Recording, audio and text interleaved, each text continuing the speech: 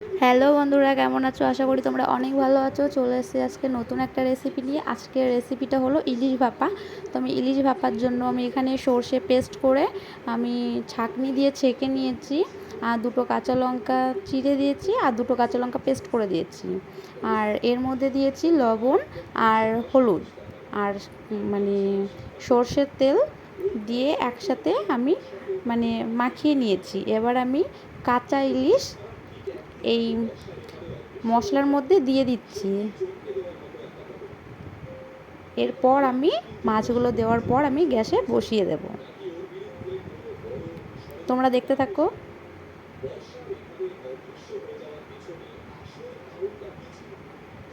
এইভাবে ইলিশ ভাপা খেতে হেবি ভালো লাগে আর খুব টেস্টিও হয়। এই দেখো, আমি গ্যাসে বসিয়ে দিয়েছি।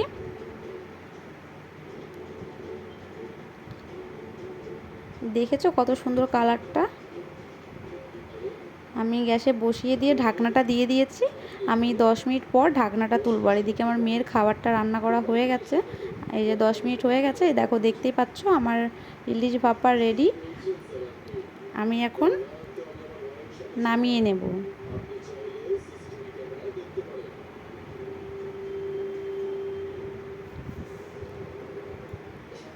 আমার ইলিশ ভাপা হয়ে গেছে, আমি নামিয়ে নিয়েছি। দেখতে পাচ্ছ কত সুন্দর হয়েছে। আর এভাবে ইলিশ ভাপা খেতে খুব সুন্দর লাগে। তারপর আমার সোনামাকে নিয়ে বিকালবেলা আমি ছাদে চলে এসেছি। আমার সোনামা ওয়াকারে হাঁটছে, দেখতেই পাচ্ছ। দেখো আমার সোনামা কেমন হাঁটতে হাঁটতে আসছে।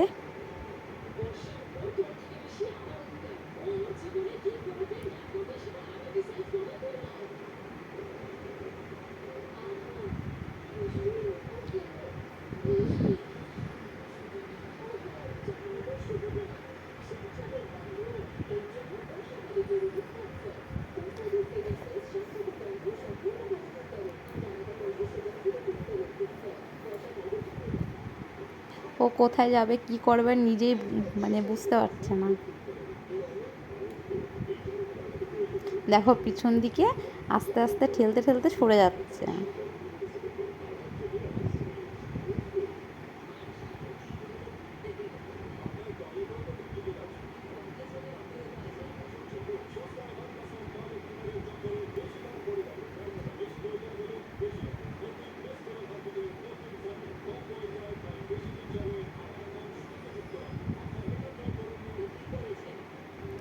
দেখো এদিকে দেখাচ্ছে আমাদের বাড়ির সামনের রাস্তা।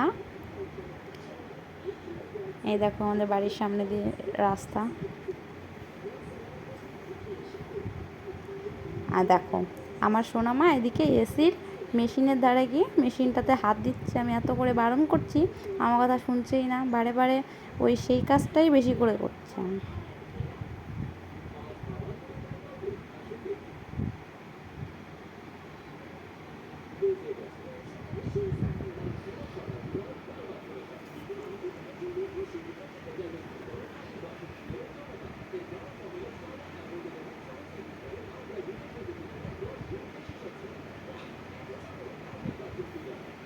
দেখো দেখো কেমন করে হাত দিতে যাচ্ছে, একটুও ভয় নেই, একটুও ভয় পায় না।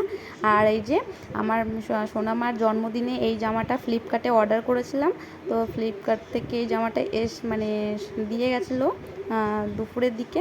তারপর আমি রাত্রেবেলা এটা আমার সোনামাকে পরিয়ে দেখলাম যে ওকে কেমন লাগে দেখতে।